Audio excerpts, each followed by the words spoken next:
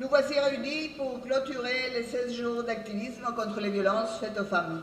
Ce moment est particulièrement significatif car il coïncide intentionnellement avec la Journée internationale des droits de l'homme. Cette synchronisation n'est pas fortuite. Elle rappelle que les violences basées sur les genres sont une violation flagrante des droits humains et que leur éradication est une condition essentielle pour bâtir une société juste et égalitaire. En Haïti, les défis restent immenses.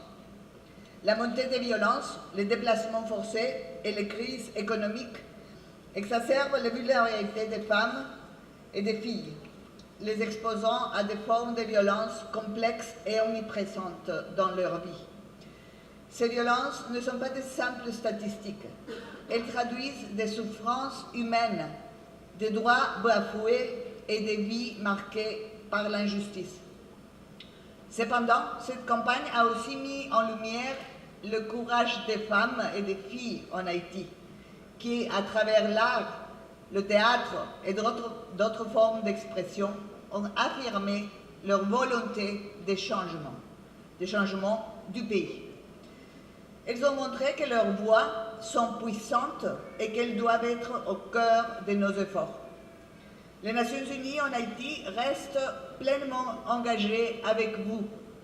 Nous travaillons aux côtés des autorités, de la société civile et des communautés pour renforcer les cadres juridiques, garantir l'accès à la justice et offrir un soutien essentiel aux survivantes. Il en reste beaucoup à faire. Ces actions sont complétées par une mobilisation accrue des ressources pour répondre aux besoins immédiats et bâtir des solutions durables. Cependant, le changement durable exige, comme je disais, beaucoup plus. Les femmes doivent être pleinement intégrées dans les processus décisionnels et politiques. En tant qu'actrices de la gouvernance et leader communautaire, elles jouent un rôle clé dans la transformation d'Haïti. On ne peut pas les laisser de côté. Nous les encourageons à participer activement aux échéances politiques à venir pour s'assurer que leurs besoins et leurs voix façonnent l'avenir du pays. Mesdames et Messieurs, alors que nous concluons ces 16 jours d'activisme, rappelons-nous que cette lutte ne s'arrête pas ici. C'est un combat qui exige des efforts quotidiens, au jour le jour, un engagement collectif et une solidarité constante. Aux femmes et filles d'Haïti, je veux dire ceci. Vous n'êtes pas seuls. Vos droits sont fondamentaux, vos voix comptent et votre sécurité est notre priorité. J'ai une grande émotion et un profond sentiment de responsabilité en prenant la parole en cette journée internationale des droits de l'homme qui marque la clôture des 16 jours d'activisme contre les violences faites aux femmes et aux filles. Ces 16 jours inscrits dans le calendrier mondial depuis 1991 ne sont pas seulement une période de réflexion, mais aussi un appel à l'action, un cri d'alarme face à l'urgence de protéger et de garantir la dignité de nos sœurs, de nos mères et de nos filles. En effet, nous devons reconnaître qu'en dépit des avancées en termes de sensibilisation collective sur l'interdiction de toute forme de violence sexiste contre les femmes, y compris les violences sexuelles, le harcèlement sexuel et le viol, les femmes du monde entier continuent d'être agressées sexuellement, violées, menacées ou touchées de façon inappropriée. Au moins une fois dans leur vie, certaines femmes et filles subissent des violences et la plupart de ces cas attirent rarement l'attention du public et les coupables ne sont presque pas traduits en justice.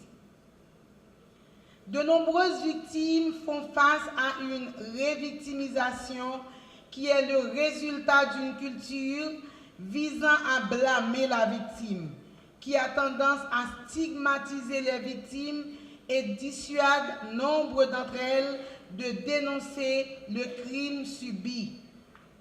Les violences conjugales, souvent banalisées, détruisent les familles, brisent des vies et perpétuent un cycle de souffrance générationnelle.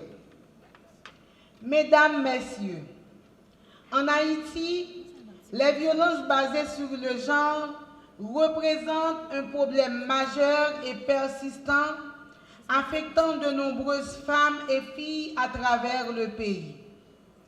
Les critiques politiques, économiques et sociales exacerbent ces violences, rendant les femmes particulièrement vulnérables. Les statistiques montrent une prévalence alarmante des VBG, incluant les violences domestiques, les agressions sexuelles, etc. Dans un contexte marqué par l'instabilité politique, les femmes haïtiennes se tiennent debout, fortes et résilientes. Elles sont des piliers de leur famille, des gardiennes de l'espoir. Pourtant, trop souvent, elles portent seules le poids des défis que traverse notre pays. Le gouvernement auquel j'appartiens le sait. Investir dans les droits des femmes, c'est investir dans la paix. Et je le répète, investir dans les droits des femmes, c'est investir dans la paix, dans le développement durable, dans la prospérité de la nation. C'est pourquoi, au-delà de la lutte contre les violences à l'égard des femmes et des filles, le ministère à la condition féminine et aux droits des femmes œuvre pour l'autonomisation économique des femmes, leur accès à l'éducation et leur participation pleine et entière à la vie politique. Mesdames, Messieurs, aujourd'hui, nous marquons la clôture des 16 jours d'activisme contre les violences faites aux femmes et aux filles. Une période qui nous a permis de nous unir pour dénoncer les violences qui brisent des vies, fragilisent nos communautés et retardent le progrès de notre nation. Cet événement revêt une signification particulière.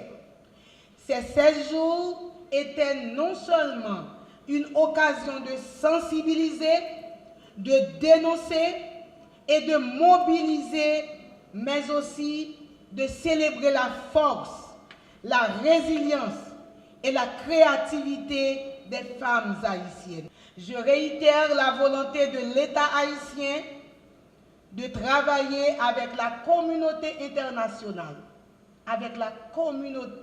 internationale, pour relever les défis liés à l'égalité de genre en Haïti.